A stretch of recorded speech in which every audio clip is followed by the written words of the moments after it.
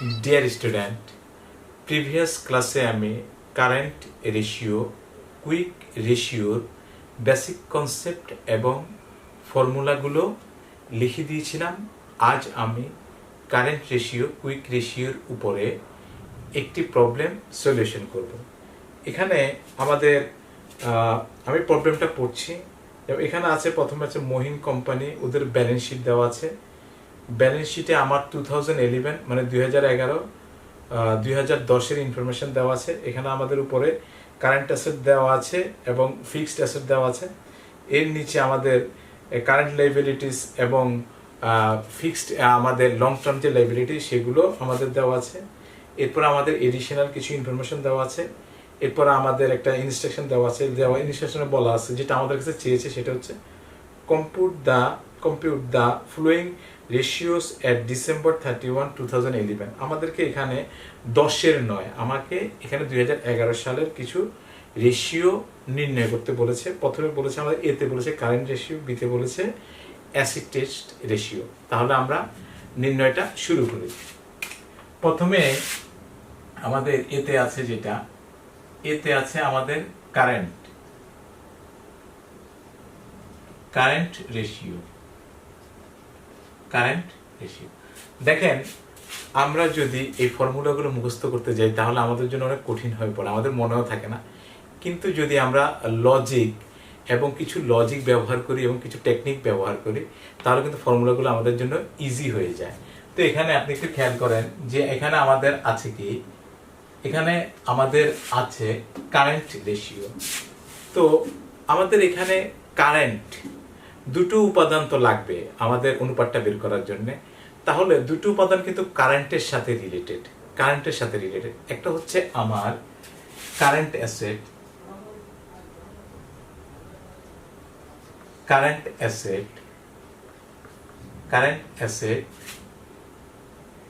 Divided by হচ্ছে আমার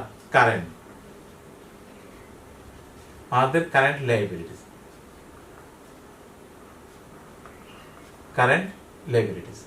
current asset divided by হচ্ছে আমাদের কারেন্ট লাইবিলিটিস। তো দেখেন, দুটো কিন্তু কারেন্ট আসলো, current asset divided by current liabilities. আচ্ছা, ওকে। তো আমরা এখানে একটু আমাদের রাফে আমরা কারেন্ট অ্যাসেটটা আমরা বের করে ফেলি। কারেন্ট অ্যাসেট আমাদের এখানে কারেন্ট অ্যাসেট যেমন একদমই উপরে, আমরা যেহেতু 11 বের করবো সেহেতু আমরা 11 সালের দিকে তাকাচ্ছি।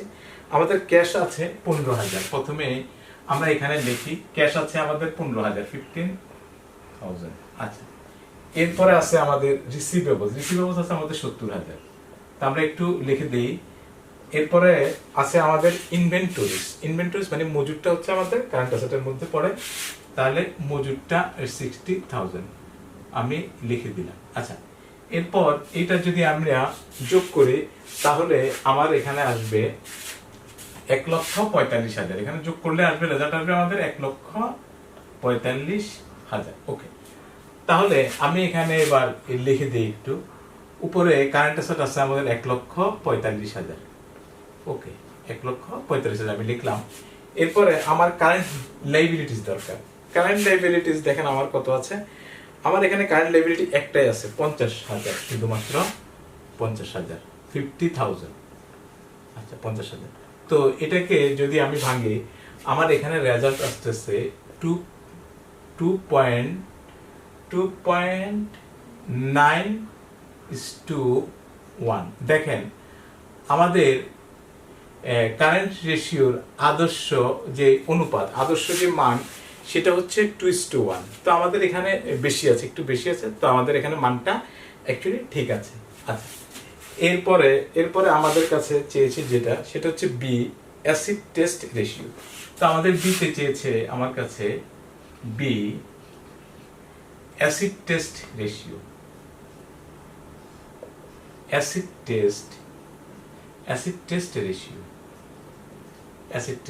দেখেন, এই যে অ্যাসিড টেস্ট রেশিও, এটাকে আমরা অনেকগুলো নামে ডাকি। যেমন অ্যাসিড টেস্ট রেশিওকে কুইক রেশিও, তারপর লিকুইডিটি রেশিও, দুটোই কিন্তু বলা হয়। তো সবকিছুর মূলে হচ্ছে আসলে কুইক রেশিও বলি আমরা, সহজে এটাকে কুইক রেশিও বলি। তো যে নামেই বলুক না কেন আপনারা বুঝবেন যে আমাকে কুইক রেশিও করতে বলেছে। অ্যাসিড টেস্ট রেশিও বললেও বুঝবেন এটা, লিকুইডিটি রেশিও বললেও বুঝবেন এটাই আমাকে করতে হবে। আচ্ছা, তাহলে আমার এটার ফর্মুলাটা কি, আমি একটু ফর্মুলা লিখে তারপরে ডিসক্রাইব করতেছি। এখানে কুইক রেশিও নির্ণয় করছি আমরা, Q quick asset, quick asset divided by হচ্ছে আমাদের কারেন্ট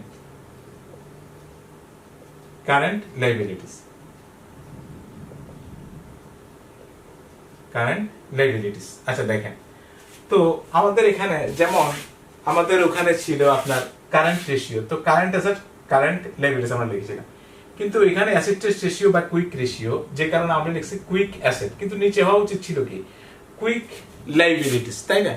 কিন্তু এটা একটা কারণে হইল না, সেটা হচ্ছে কি আমাদের প্রুডেন্ট কনসেপ্ট নামে একটা কনসেপ্ট আছে, যে কনসেপ্টের কারণে আমরা এখানে লিখেছি কারেন্ট কুইক লাইবিলিটিস না লিখে লিখেছি কারেন্ট লাইবিলিটিস। কারণ প্রুডেন্ট কনসেপ্ট বলে যে আমাকে দায়টাকে আলাদা করার দরকার নাই, কুইকের দরকার নাই, মানে কুইক দরকার নাই, সব কারেন্ট লাইবিলিটিস দিয়ে দেন, আপনি কারেন্ট লাইবিলিটিস দিয়ে দেন এবং দায়টাকে যত দ্রুত সম্ভব পরিশোধ করে দেন। কুইক আর কারেন্টের মধ্যে কোনো আলাদা করে নেই, বলেছে দায়টাকে দ্রুত পরিশোধ করলেন। এই কারণে এখানে হইল প্রুডেন্ট কনসেপ্টের কারণে হইল কারেন্ট লাইবিলিটিস।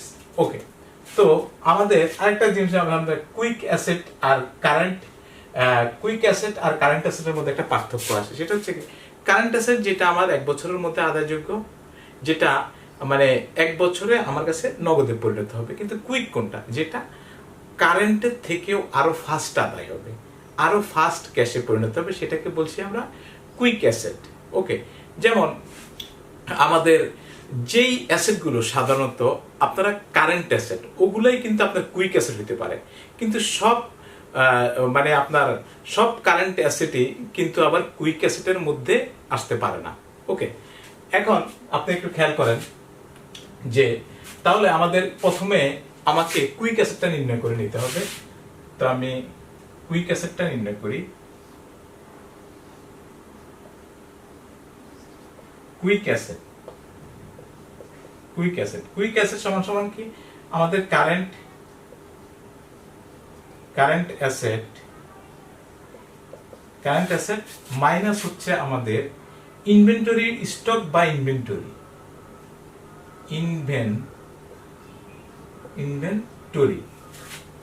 মাইনাস হচ্ছে আমাদের প্রিপেড এক্সপেন্স। আচ্ছা, এখন এখানে আপনি খেয়াল করেন একটু যে আমাদের current asset minus inventory minus prepaid, দেখেন আমাদের এই যে ইনভেন্টরি এবং প্রিপেড এক্সপেন্স, এটা কিন্তু আমাদের কারেন্ট অ্যাসেট, ঠিক আছে, কিন্তু এগুলো আমাদের কুইক অ্যাসেট না, যে কারণে এটাকে আমরা কারেন্ট অ্যাসেট থেকে আমরা ইনভেন্টরি আর প্রিপেড এক্সপেন্সকে আমরা বাদ দেই। ওকে, তো কেন দেখেন ইনভেন্টরিটা হচ্ছে আমাদের স্টক বা আমাদের মজুরটা, কি এই মজুরটাকে আমরা একটা ফিনিশড প্রোডাক্টে তৈরি করতে হবে, তারপরে এটাকে আমরা বিক্রি করব। এর বিক্রি করার পরে যেমন আমার অ্যাকাউন্ট রিসিভেবল উৎপত্তি হবে বা বিলস রিসিভেবল উৎপত্তি হবে, তো কবে আমি টাকা পাবো, কবে বিক্রি করব, এটা একটা আনসার্টেন অবস্থা, যে কারণে আমরা ইনভেন্টরি বা স্টককে কুইক অ্যাসেট হিসেবে কনসিডার করি না, এটা কুইক হবে না কখনো। আচ্ছা, এরপরে যেটা আছে প্রিপেড এক্সপেন্স মানে কি? প্রিপেড এক্সপেন্স মানে হচ্ছে আমি কাউকে পেমেন্ট করে দিয়েছি, আমার এক্সপেন্সটা আমি কাউকে পেমেন্ট করে দিয়েছি, প্রিপেইড টাকাটা দিয়ে দিয়েছি, সে আমাকে পরবর্তীতে সেবা দিবে। তো যে কারণে এখানে এই প্রিপেইড এক্সপেন্সটা, এ কারণে এটা তো সেবার কথা বলে, মূলত এটা তো সেবার কথা বলে, এটা কিন্তু আমার ক্যাশ আসছে না, ঠিক আছে। তো যে কারণে এটা আপনাদের প্রিপেইড এক্সপেন্সটাও আমাদের কুইক অ্যাসেটের মধ্যে পড়ে না, এই দুইটাই পড়ে না। ওকে, তো আমাদের এখানে কারেন্ট অ্যাসেট আমরা বের করেছিলাম, আমাদের কারেন্ট অ্যাসেট হচ্ছে 1,45,000, কারেন্ট অ্যাসেট হচ্ছে আমাদের 1,45,000, যেটা আমরা বের করেছি। আচ্ছা, এবার এখান থেকে আমার দেখেন এই যে প্রিপেইডটা, এটা কিন্তু আমাদের অঙ্কে নাই, জাস্ট আমি আপনাদের বোঝানোর জন্য দেখিয়ে দিলাম যে এই আইটেমটা যদি আসে তাহলে আপনি ইজিলি যাতে কাজটা করতে পারেন। তো এখানে আছে আমাদের মূলত ইনভেন্টরিটা আমরা কারেন্ট থেকে বাদ দিব। আমাদের এখানে ইনভেন্টরি দেওয়া আছে আমাদের 60,000, 60,000 ইনভেন্টরি আমাদের দেওয়া আছে এখানে। আচ্ছা ওকে, তাহলে এটা 1,45,000। আচ্ছা 60,000 আমার এখানে দেওয়া আছে। তো এখন দেখেন 60,000 যদি আমি এখানে বাদ দিই তাহলে এখানে দাঁড়াচ্ছে আমার 85,000। ওকে, 85,000 যাচ্ছে। এখন আমার কারেন্ট যে লাইবিলিটি সেটা কিন্তু আমাদের উপরে টোটাল করা আছে, সেটা আমাদের করতে হবে না। তাহলে এখানে আমার কুইক অ্যাসেটের মধ্যে আসতেছে 85,000। ওকে, আর কারেন্ট যে লাইবিলিটি সেটা আমাদের এখান থেকেই বের করা আছে, আমাদের বের করতে হবে না। 50,000 অ্যাকাউন্টস পেয়েবল, যেটা আমাদের কোশ্চেনে দেওয়াই আছে 50,000। আচ্ছা ওকে, তো এটাকে যদি আমি এখানে বের করি তাহলে আমার এখানে দাঁড়াচ্ছে 1.7:1। ওকে, 1.7:1। তো আমাদের যে অ্যাসেট টেস্ট রেশিও বা কুইক রেশিওর আদর্শ মান হচ্ছে 1:1, কিন্তু আমাদের এখানে কিন্তু একটু বেশি আছে, তো তার মানে মানটা আমাদের ঠিক আছে। তো ডিয়ার স্টুডেন্ট, আশা করি আপনারা বুঝতে পেরেছেন। তো নেক্সট ক্লাসে আবার দেখা হবে, ভালো থাকবেন, আল্লাহ হাফেজ।